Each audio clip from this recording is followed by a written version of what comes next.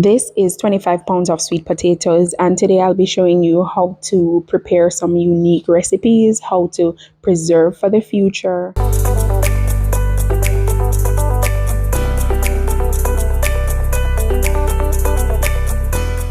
First recipe is sweet potato fries. I normally peel, slice, and use seasonings like salt, paprika, cayenne pepper, and maybe just a little sugar.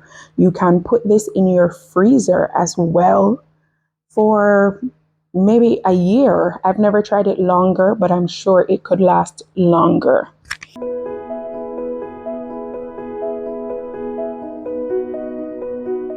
I will definitely have to show some pictures of how we use the sweet potato fries to enhance our meals, especially our Sabbath meals.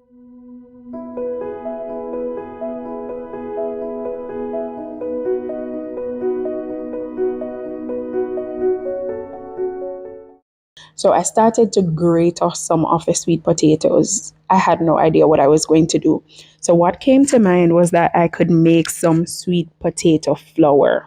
I have never done it before. I know that it needs to be dried. And then, of course, you would pop it into the food processor to grind it out. I ended up putting it in the toaster oven because I could not get the oven to cooperate with me. I left it there. I think what happened is that I turned the toaster oven too high. The temperature was too high. And then, as you can see, the dark spots, it got a little bit burnt. So I was like, no, this cannot be flour. But let me tell you, it is really tasty as a snack. So it's like, it's not even sweet potato chips. I don't know what it is, but it's a really nice snack. The process of making sweet potato flour is very similar to what I just mentioned. It's just that I should have lowered the temperatures a bit.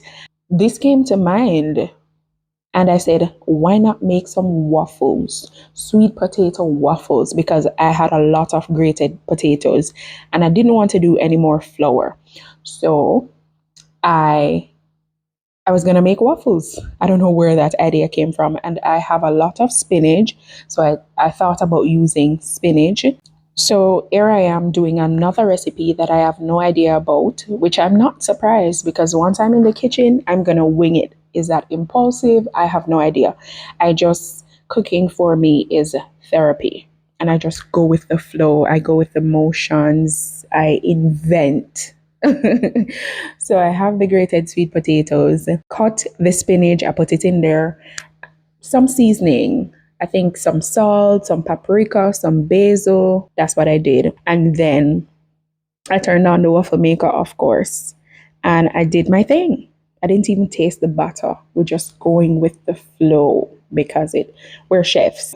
So I'm doing it. And here are the waffles. It actually came out great. I only tasted one. So I made some and I put it in the freezer.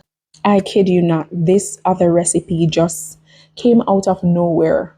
I wasn't even thinking about this. I don't know where it came from, but it is sweet potato wraps or tortillas, or I have no idea. So I boil the sweet potatoes, of course, boil them very soft and then put them in some cold water. I didn't want to use the processor. I know it would have been smoother. That's my name, chef, remember? I ended up using the food processor to get it a little smoother.